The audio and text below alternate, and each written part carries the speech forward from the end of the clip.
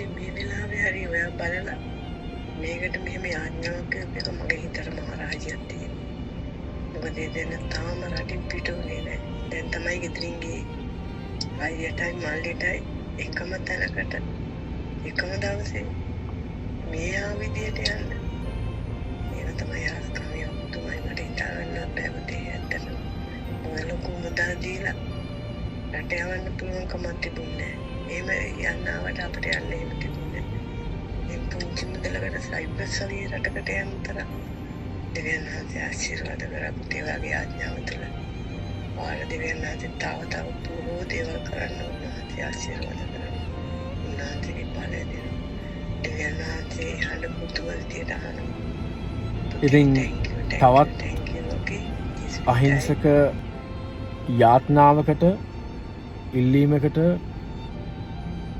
අතිඋතුම් ජේසුස් ක්‍රිස්තුස් වහන්සේ පිළිතුරු දීලා තියෙනවා. ඉතින් ඊයේ දිනේදී ඒ දරුවන් දෙදෙනා ඉතාමත් සාර්ථකව වැඩ කටයුතු නිමා කරගෙන සයිප්‍රස් බලා පිටත් වුණා. ඉතින් කෙනෙක්ට යාඥා කරන්න කෙනෙක්ගේ හිතක් හදන්න වචනකින් හරි කෙනෙක්ගේ මූණට හිනාවක් ගේන්න හැමතිස්සෙම මගේ පියාණන් මට උගන්වන දෙයක්. ඉතින් මොනා හරි අනුග්‍රහයක් ආලේපයක් මා තුළ පවතිනවා නම් ඒ සියලු ගෞරවය හිමි විය යුත්තේ එතුමට ප්‍රොෆට් ජෙරෝම් ෆර්නැන්ඩෝ.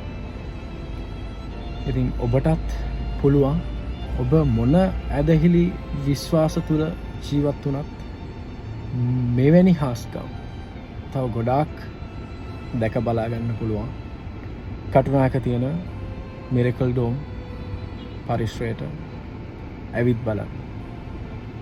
කෙනෙක්ගෙන් තව කෙනෙක්ට ප්‍රේම කරන්න.